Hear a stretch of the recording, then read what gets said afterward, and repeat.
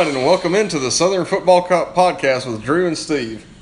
So we're going to get right into it. I'm going to let Drew go on his weekly rant.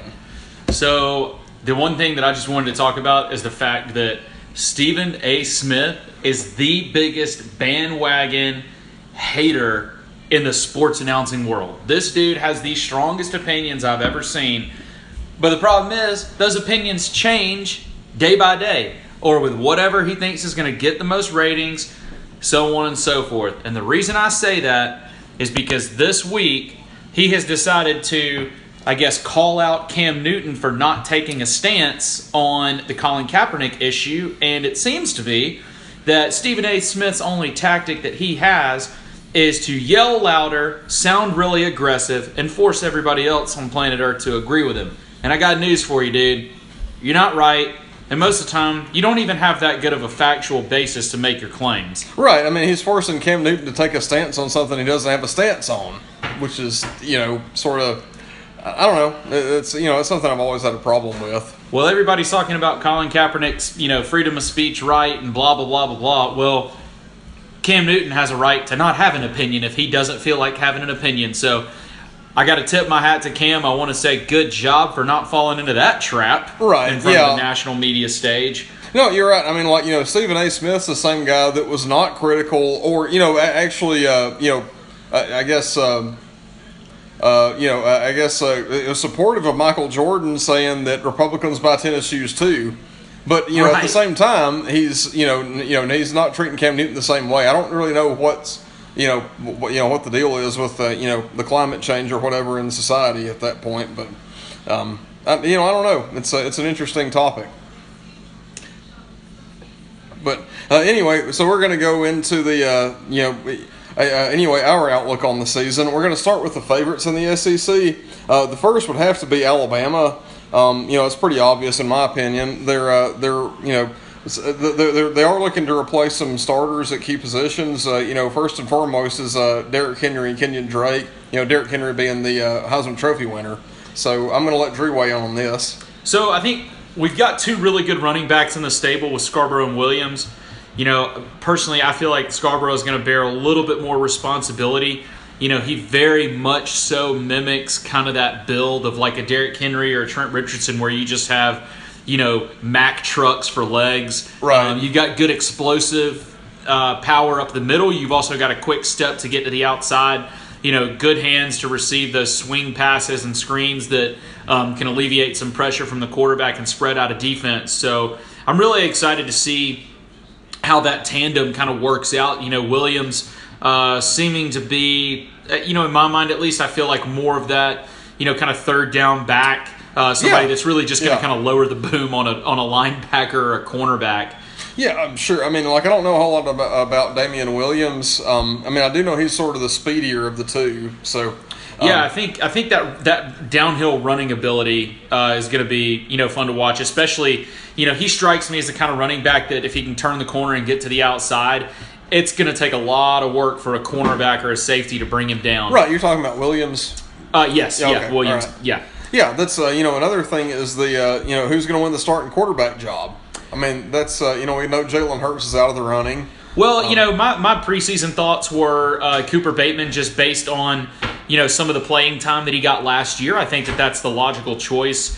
I think that, there were some question marks in a couple of games, in particular the Ole Miss game. Oh, yeah. Several turnovers, couple of fumbles, just mental mistakes where you look at somebody mishandling a snap and just making a boneheaded decision to throw the ball into some tough coverage spots. But, I saw that, which means our coaching staff also saw it. And I think arguably we have some of the best coaches in the country. So, I think there's been a lot of work put into that in the, in the offseason. So, I don't think that's going to be as big of an issue. But, hopefully if that monster rears its ugly head again, it's not in a crucial game situation. Oh, sure. And, honestly, in that Ole Miss Alabama game last year, there were guys that were there to capitalize on the mistakes by Alabama defenders, a la, Laquan Treadwell, that aren't there now. So, Right. To be fair, it wasn't just, it was on both ends, I guess. Well, speaking of defense, really this year is exciting because I think Nick Saban's got arguably the best secondary that he's ever had. I think we've got some true pass rushers, which, we really haven't seen somebody that's just able to drive an offensive lineman back into the backfield, since, really probably the time Marcel Darius comes to mind. Maybe a Terrence Cody just being that big body in the middle. But, I'm excited. I think where Alabama could have, given themselves a little bit easier of a time last year was just forcing quarterbacks to make bad decisions. We mentioned it in the last show that we did. I think that's the key is if Alabama's defense, with as good as the secondary is, if we can make a quarterback make a bad choice, whether that's throwing on the run, trying to force it into tight coverage, those sorts of, those types of just what I consider low percentage plays, then I think our defense stands a really good chance to give our offense, really good field position. And I think if we do that, it's going to hopefully eliminate some of those mental mistakes that are, that Cooper Bateman was known for last year. Right. No, and, and I really like a couple of Alabama's corners. That's Minkah Fitzpatrick. I think he's an absolute first-round pick. What's your opinion on him? Fitzpatrick, I think, has always been – his strength to me has just been reading an offensive scheme. So, really what I mean by that is being able to jump those routes and just that mental wherewithal to know, hey, this guy's about to come on a post on me or something to that, where he can get into position to make the play.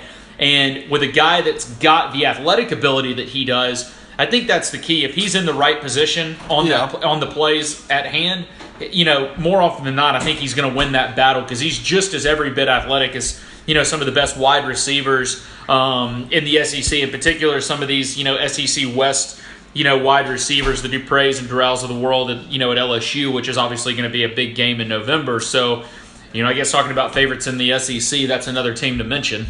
Right. Yeah. The thing for LSU is they've got to get over that hump. They've been there. They've had a couple of 10-win or even 11-win seasons over the past 4 or 5 years, but they haven't beaten Alabama since 2011. That's the they call it the game of the century or whatever. But since then, Nick Saban sort of frankly he castrated them in the national championship game, right?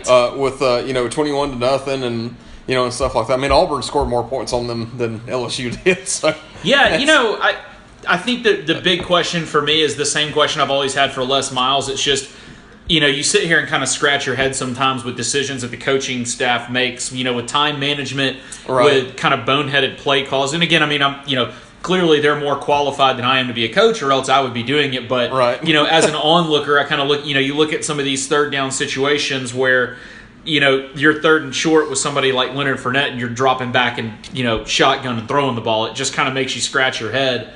So, that to me is the big gray area for them. I don't feel as much as the talent is an issue. Is there a little bit of concern with putting this much responsibility on Leonard Fournette? Of course there is. Let's be honest. The guy's going to have to carry the ball a lot, and this ain't an easy division to do that in. Right. No, you're absolutely right. He's, I do think he's the best player in college football, but, that's a lot to ask of anybody, really. Right. They do have, Fournette's a generational type talent, but they do have two great receivers in Malachi Dupree and Trayvon Durrell. But, like you said before, that's sort of, I don't know. Well, the other question is who's going to get them the football. Right. You got great receivers, and I just don't know that LSU is equipped with, a quarterback that's going to be able to put it on the money every time. That's what I was going to say.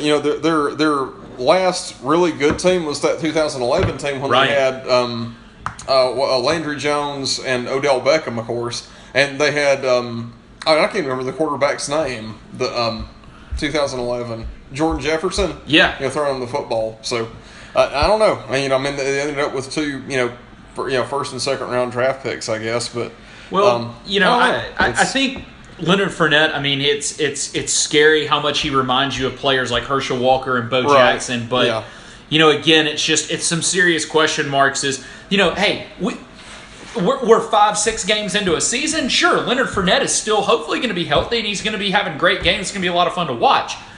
You get through the meat of your SEC West schedule, and you're looking at Week 10, Week 11, where you're having to face some really strong defenses. Absolutely. And that's the problem with the Alabama game last year. If Alabama and LSU play in Week 3 or Week 4, that's a totally different outcome. But the kid's banged up. You know, deep in the season, and what are you going to do? Right. I mean, I've thought about that a couple of times, but I mean, like you look at his bowl game against Texas Tech when he had like 220 or whatever it was and like 3 or 4 touchdowns. I mean, that's essentially the player you would have gotten in week 3 or 4 or 5. Exactly. Which Alabama didn't get in week, I guess 8 or 9, whenever it was they played them. Well, unfortunately for Alabama last year, by the time they did get to LSU, it was pretty obvious by then that if you stacked up 10 men in the box to stop Fournette, you're in good shape. And again, those same questions may rear their heads this year as well. Right, yeah. No, you're right. I mean, that's something we're seeing, with them against Wisconsin right now.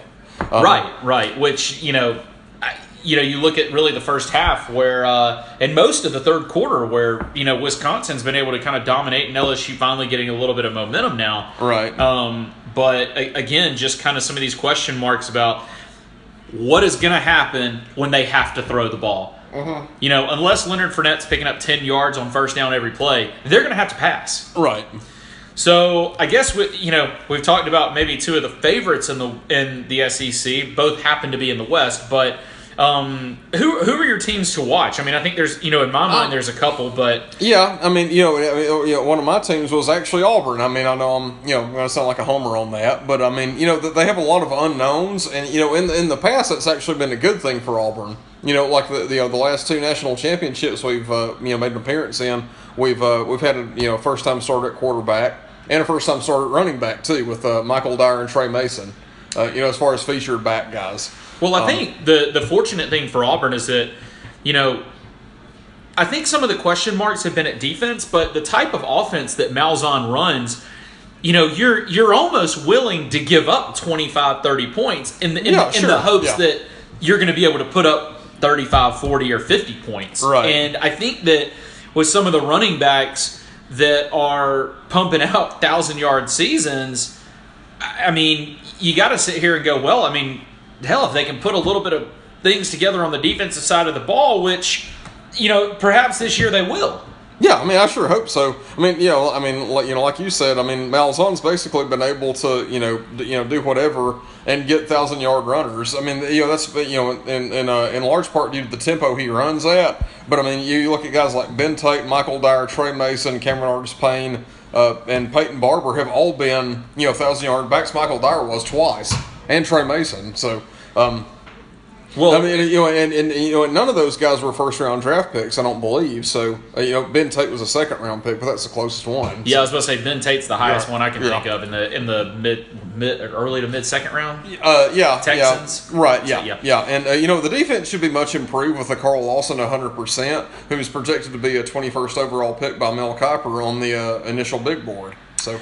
Well, I mean, you've also got Montrevious Adams. I mean, the fact is, I think Auburn's defense is going to be able to up there in the trenches in that front 4 or front 3, kind of depending on what the situation is. I mean, they're going to be able to get into the backfield. Yeah, I totally agree. I mean, it's just a matter. To me, it's a matter of like living up to your potential. Sure. Not so much. Because I mean, Carl Lawson's put up all SEC numbers before. And Montrevious Adams has too. I mean, especially if you watch him on tape. So if the running backs we feel are there, the defense, in particular the defensive line, is there. Right. We got to address under center. Right. No, of course. I mean, there's Sean White's. He won the starting quarterback job about a week ago. He played hurt, the majority of 2015 in his, in the games that he started. He was badly hurt in the Georgia game, and I don't know why Malzahn put him in the game then. I mean, we had the running game rolling pretty good, but anyway, he looked great against Kentucky. He looked great against Arkansas, I thought. He had a bunch of drop passes in the Arkansas game in particular. Well, make no mistake about it, too. I mean, he's got good receivers. He's got good talent to get the ball to. Yeah, that's one of the things I was going to say is, he has he signed the number 1 receiver class in the country. He should have a much improved receiving core to throw to. So right. Well, if we so looking at Auburn, a team in the West, I think there's another team in the West that could potentially make a good run into the season. Oh yeah, running Rebels. Yeah, I mean Ole Miss. I mean, Chad Kelly, as a Bama fan who was in Tuscaloosa last year, for a particular loss. I can definitely attest to the fact that Chad Kelly, I mean, the kid's not only is he a good athlete, he's got a good arm, and he's got good vision on the field. His decision making seems to be pretty spot on. So, those guys with Chad Kelly kind of leading that offense, have a legitimate shot to make some noise in the West. Yeah, I don't know. To me, if you watch Chad Kelly, he sort of reminds me of Colt McCoy. I don't know if he's going to be like a top 5 type pick. But I mean, he's a guy that can make an NFL roster and has a quick release. And especially he's quick on his feet, stuff like that. If you consider the fact that LSU, if they can't get good play out of the quarterback position, might have some issues. If you look at an Alabama that's, as much as I would love to see us run the table, of course, we're a couple of key injuries away from a totally different season. So if things shake out, I mean, Ole Miss could be sitting pretty come week 9 or 10.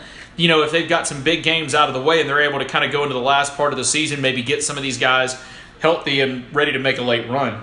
Oh, absolutely. And, keep in mind they lost a ton of first-round draft picks last year. 3 first-round draft picks. I believe that's the most they've ever had, taken in the first round. Especially at key positions with Laramie Tunsil, Laquan Treadwell, the best receiver they've ever had. And Robert Kimbichi, too. Yeah, and the big question is, have they filled those voids? Have the recruiting classes been good enough? I mean, now granted, they've had much better recruiting classes now than ever. Controversy or whatever, right. Take it for what you will. But the reality of the situation is if you're getting good players, but I don't know if the ones that they've got coming in are there now or potentially lined up for next year are going to be able to be quite of that level. No, I agree. I mean, the biggest one to me is Laquan Treadwell. I mean, that's a guy you don't just replace overnight. Right. Right. And that's that's just my opinion. But I think maybe this next dark horse team, I think several people may have thought that that the Tennessee Volunteers could be somebody to watch in the East, but man, I tell you what, after watching that game last night against Appalachian State, that was troubling. And the thing that's scary is with 3 or 4 starter, whatever it is, returning on the offensive line. Right. Tennessee got beat in the trenches all night long. Oh, absolutely. I mean, no, you're 100% correct. Tennessee's offensive line was just getting whipped by App State. And, they have one of the better, returning running backs in the SEC in Jalen Hurd. And he had, I think it was 28 carries for 110 yards or something like that. A couple of turnovers. Oh, did he really? Okay. Yeah, I want to say it was 1 or 2 fumbles. Yeah. But the thing that's scary, too, is that, if I'm a Tennessee fan, which I am definitely not. Right. Yeah. The big thing to me is I'm sitting here looking at this game last night and I'm going, by God, I mean, we didn't even win we didn't win it. App State lost it. Right, yeah. Appalachian State had every chance coming in halfway through the fourth quarter to put that thing away, and then coming into the last really minute and a half, 2 minutes of the game. Yeah. And it was just boneheaded clock management and just the play calling. And Tennessee ends up being the benefactor and putting it in the end zone, on their first possession of overtime and then getting an interception. But some real question marks. Right. No. I totally agree with you, man. I mean, there's they ended regulation with a timeout in their pocket. Man, who does that? Right. That's no, ridiculous. I mean, again, App State, in my opinion, lost that game. And I'll tell you this. I mean, like I said, talking about the offensive line, if Ole Miss is having those kind of issues against a team like App State, which, again, not to take anything away from Appalachian State. I mean, they're a good team, and they've got a lot of guys that were hoping to be recruited by Tennessee. So maybe they came in with a little bit of extra, a little bit of extra in them, trying to really just kind of prove themselves. I totally get that, but if Tennessee can't figure the war in the trenches out, they are in for a long year. And Butch, I'm telling you, bud, you might want to go ahead and get that resume ready. You might need to look around. I totally agree with you on that. And, and one more thing I wanted to point out is that App State's offensive coordinator, or head coach, I guess, decided to run on 3rd and 6 in overtime. What is going on with that? I mean, your offense is literally based on spreading the field out and quick hitting passes. And not only go up the gut. And not only that, it's ridiculous. It's like a delayed handoff. No, yeah, I know. They literally gave Tennessee time to get into the backfield. Right. I mean, yeah. Like I've already said, I mean, I feel more like App State lost that game than Tennessee won it. But I don't know, man. It's going to be a crazy season in the SEC. So a question about Tennessee then. So that being said, we've potentially in preseason people would have thought maybe a dark horse. Right. After last night's performance, where do you see Tennessee shaking out? Honest to God, dude, I think they would be.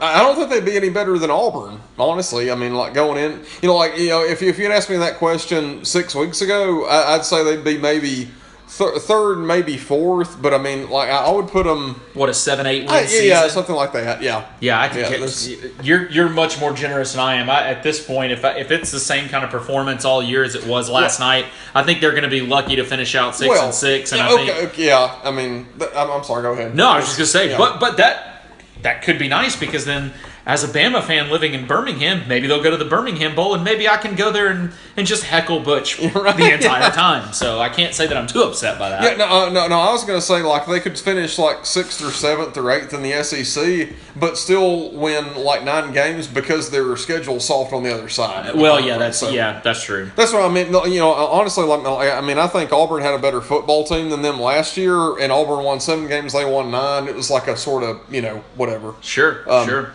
But anyway, I mean, I guess that's it for our dark horse predictions. So we're going to go into our Final Four predictions, and I'm going to start. My first one is Alabama out of the SEC.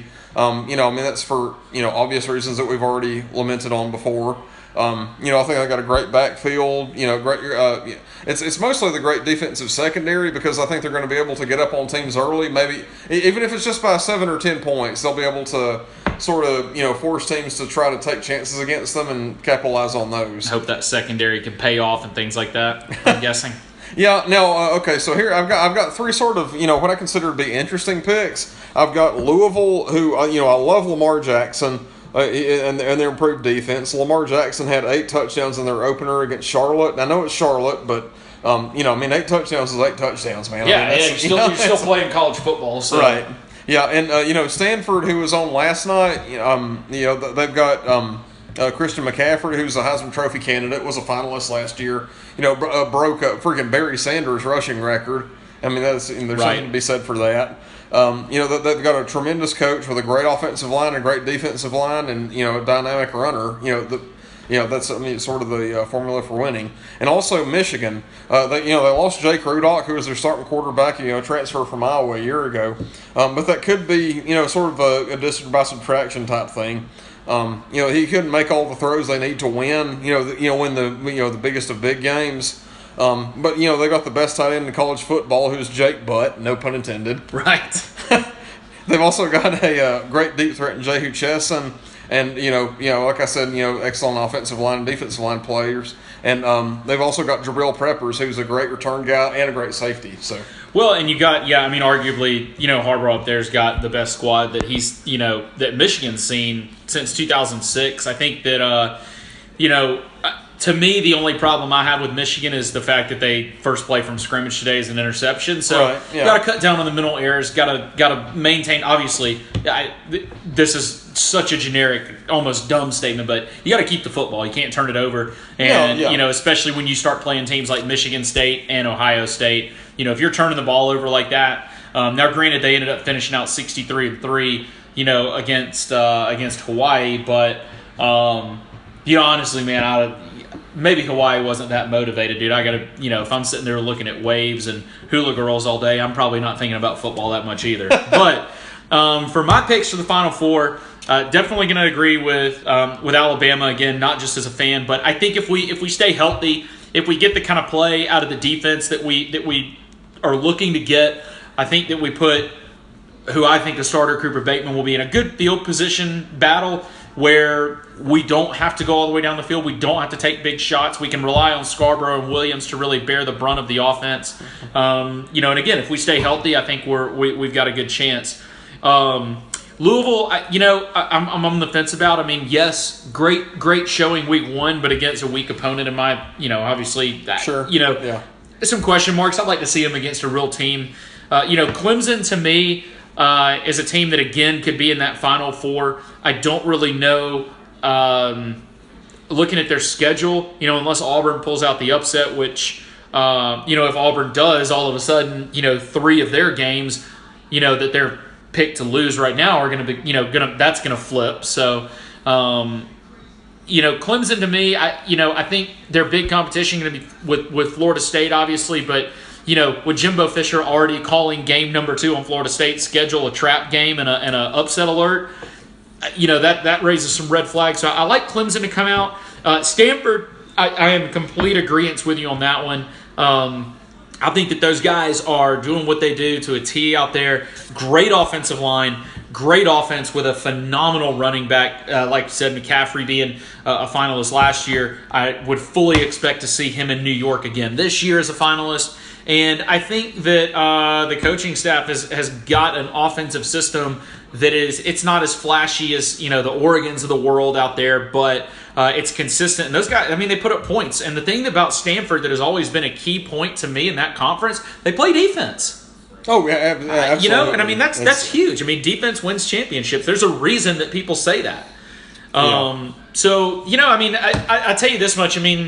For this to be day one, in my mind, day one, the first Saturday of football season, this is by far the best run of games that we've had in recent years, and I cannot wait to see what happens this year. I think no matter what, it's going to be a lot of fun, and I'm really looking forward to it, and we certainly hope that you guys hang out with us throughout the year and maybe have some good laughs or decide to call us idiots along the way, whatever. Whatever. Yeah, and I'll tell you one thing. We'll have another podcast later tonight if we don't have too much to drink. But either way, we're going to leave you with this.